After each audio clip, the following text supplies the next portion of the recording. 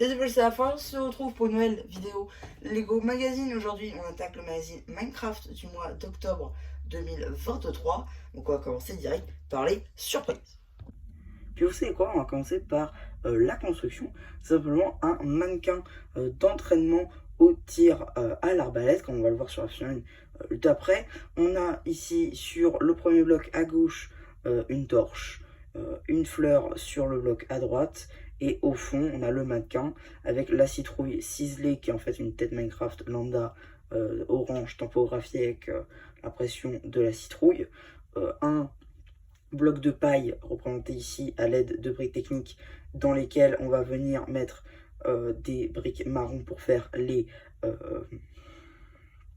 clôtures afin qu'on puisse le faire comme dans les constructions du jeu. Cette petite construction sera d'ailleurs rajouté à votre set de l'avant-poste pillard. Et ici, vous avez donc l'arrière de la construction. Et ici, vous avez la figurine du pillard, donc qui reprend en fait le moule de tête des sorcières ainsi que donc des villageois. Cette fois-ci dans une couleur grise avec une nouvelle impression, une impression sur le nez d'ailleurs avec un petit côté métallisé.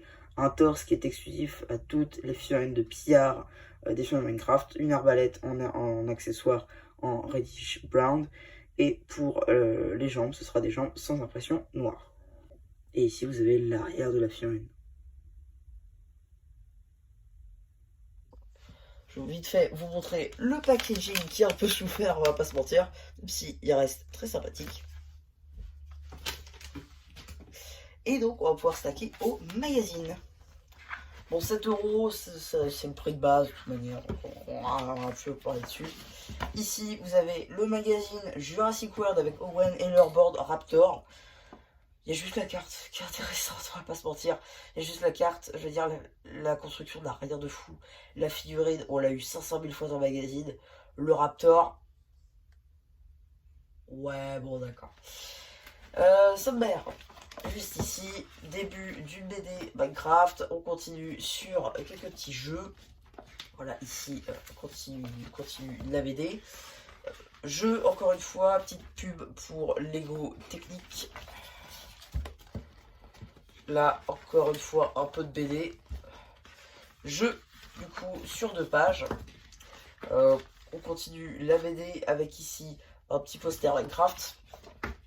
Suivi d'encore un autre qui reprend en fait la boîte, le devant d'une boîte d'un set.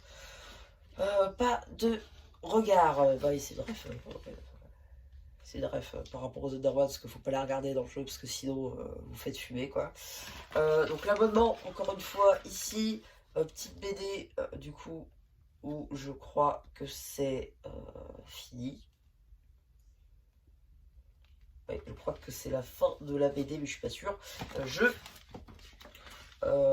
Ici, on vous présente 2 boîtes, je crois. C'est une seule boîte ouais, non, c'est une seule boîte mise ensemble. Ok. Suite de la BD. Du coup, mais je crois qu'il y a. Vu que c'est une BD interactive, en fait, on a 2 chemins, me semble. Voilà.